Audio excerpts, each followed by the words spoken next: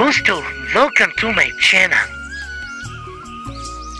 एक गांव में सावित्री देवी नाम की एक औरत रहती थी। उसके 2 लड़के थे। बड़े लड़के का नाम रवि और छोटे लड़के का नाम सूरज था। सावित्री देवी के पति मजदूरी का काम करते थे। एक दिन जब वह काम करके शाम को घर आ रहे थे, एक गाड़ी वाला उसे टक्कर मारकर चला जाता है, जिससे उसकी मौके पर ही मौत हो जाती है।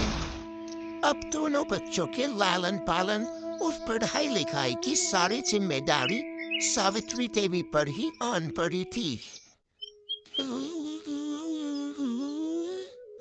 कुछ साल बीत जाते हैं। अब रवि और सूरज दोनों बड़े हो चुके थे। दोनों की पढ़ाई लिखाई की चिंता अब सावित्री देवी को सताने लगी थी। एक दिन सावित्री देवी का भाई उनके घर आया। सावित्री देवी ने अपनी चिंता का कारण अपने भाई को बताया। भाई, मैं अपने दोनों लड़कों को कॉलेज की पढ़ाई के लिए शहर भेजना चाहती हूँ, पर मेरे पास पैसे नहीं हैं।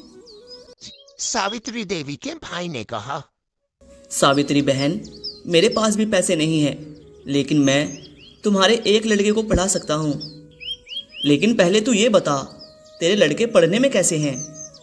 भाई, जो बड़ा लड़का है वो पढ़ने में उतना अच्छा नहीं है, लेकिन जो छोटा लड़का है सूरज, वो पढ़ने में बहुत अच्छा और होशियार है। तो बहन, दोनों को पढ़ाकर पैसे बर्बाद मत कर। छोटे को पढ़ने के लिए शहर भेज दे। उसकी पढ़ाई का खर्चा मैं देख लूँगा, क्योंकि वो पढ़ने में होशियार है, इसीलिए उसे ही आगे पढ़ाना चाहिए। और तुम्हारा बड़ा लड़का रवि, जो पढ़ने में उतना होशियार नहीं है, उसे यहीं गांव में कहीं काम पे लगा दे। यहाँ गांव में रह के कोई छोटी मोटी नौकरी करेगा तो उससे कुछ पैसे भी आएंगे, जिससे वो तुम्हारी सेवा भी कर पाएगा। सावित्री देवी को अपने भाई की यह सलाह बहुत पसंद आई। उसने भाई की मदद से अपने छोटे लड़के सूरज को पढ़ाई लिखाई के लिए शहर भेज दिया और गांव के सरपंच से बात करके रवि को गांव के ही एक छोटे से ढाबे में रखवा दिया। रवि थोड़े थोड़े पैसे कमाकर माँ की घर चलाने में मदद करने लगा। कुछ समय बीत जाने के बाद शहर में सूरज की पढ़ाई भी पूरी हो गई और वह शहर के बहुत बड़े होटल में मैनेजर की नौकरी लग गया। यह खुशखबरी सुनाने के लिए वह गांव आ गया और नौकरी लगने की बात अपनी माँ को बताई। माँ, आज मैं बहुत खुश हूँ, तेरे बेटे की शहर में नौकरी लग गई है। बेटा, ये तो बहुत ही खुशी की बात है।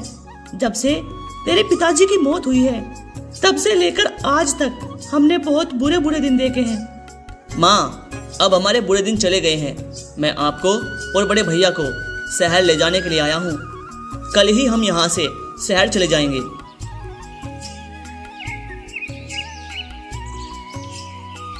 अगले ही दिन सूरज अपने बड़े भाई और माँ को लेकर शहर आ गया और तीनों मिलकर शहर में रहने लगी।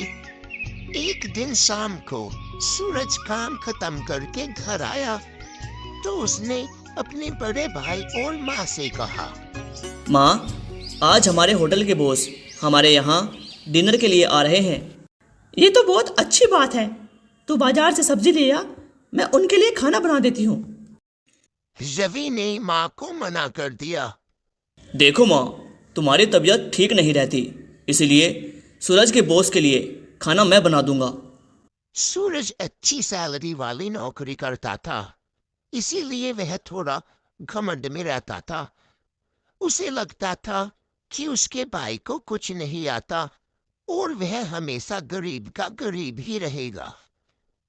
सूरज ने अपने भाई से कहा, भैया, तुमने खाना बनाना कब सीख लिया? क्या तुम्हें खाना बनाना आता भी है? हाँ सूरज, मैं गांव में एक छोटे से ढाबे में काम करता था। तुम चिंता मत करो, तुम्हारा बॉस जब मेरे हाथ का बना खाना खाएगा तो उंगलियां चाटता रह जाएगा।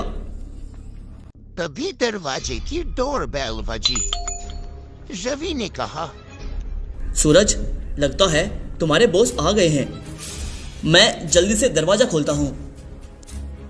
सूरज ने तुरंत रवि को रोका और कहा, रुको भैया, तुमने अच्छे तरीके से कपड़े भी नहीं पहने हैं, गरीब और अनपढ़ों की तरह कपड़े पहने हैं। तुम दरवाज़ा मत खोलना, नहीं तो बॉस को लगेगा कि हम कितने पिछड़े और गरीब लोग हैं। और जब तक बॉस रहेगा तुम बॉस के सामने मत आना, किचन में ही रहना।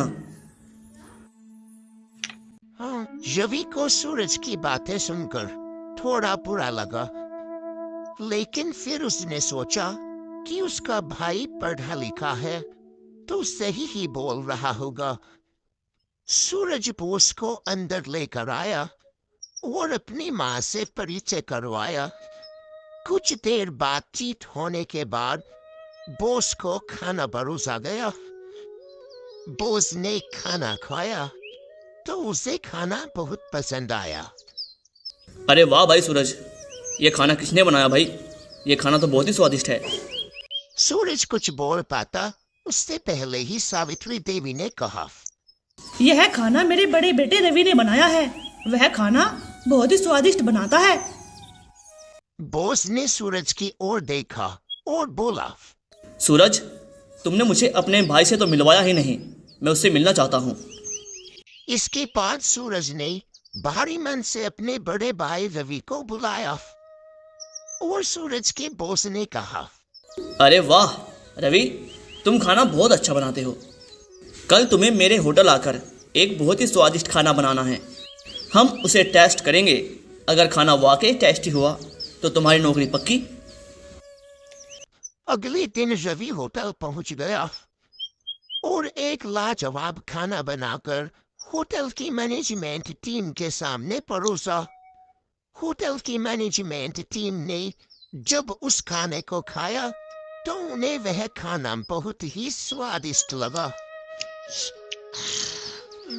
तभी बॉस ने रवि से कहा, रवि, मुझे तुम्हारा बनाया हुआ भोजन बहुत ही टेस्टी लगा, लेकिन मुझे दुख है कि तुम्हारा भाई तुम्हें यहाँ नौकरी करता हुआ नहीं देखना चाहता। जब मैं आज घर से होटल आ रहा था तभी मैंने सूरज को एक चौराहे पर खड़े होकर एक कर्मचारी से बात करते हुए देखा, तो मैं वहाँ चुपचाप खड़ा हुआ इनकी बातें सुनने लगा। तो मैंने सुना कि सूरज मेरे उस कर्मचारी से कह रहा है, तुम्हारे भाई ने मेरे उस कर्मचारी से कहा कि जब तुम यहाँ खाना बनाओ तो तुम उस खाने में ज़्यादा नमक डाल देना, जिससे तुम्हारा बनाया हुआ खाना बेकार हो जाए और तुम्हें यहाँ नौकरी ना मिल पाए। यह सुनकर रवि ने अपने भाई सूरज से इसका कारण पूछा। भाई, सच सच बताओ, तुमने ऐसा क्यों किया? देखो भाई, मैं इतनी पढ़ाई लिखाई करके यहाँ तक पहुँचा था और तुम बिना पढ़े लिखे यहाँ नौकरी करने वाले थे और मेरे जितना वेतन पाने वाले थे। ये मुझसे बर्दाश्त नहीं हुआ और मैं चाहता था कि तुम मेरे दिए हुए पैसों से ही अपना जीवन व्यतीत करो और मेरे प्रति हमेशा एहसान बंद रहो। इसीलिए भाई मैंने ऐसा किया, लेकिन अब मुझे अपने इस किए गए काम पर बहुत पछतावा है। तभी बॉस ने कहा, रवि, आज से तुम हमारे यहाँ काम करोगे और तुम्हारे भाई सूरज को मैं आज ही नौकरी से निकाल रहा हूँ। रवि ने तुरंत अपने बॉस से कहा, नहीं नहीं सर, ऐसा मत कीजिए। मेरे भाई से बस थोड़ी सी गलती हो गई है, इसके लिए उसे इतनी बड़ी सजा मत दीजिए।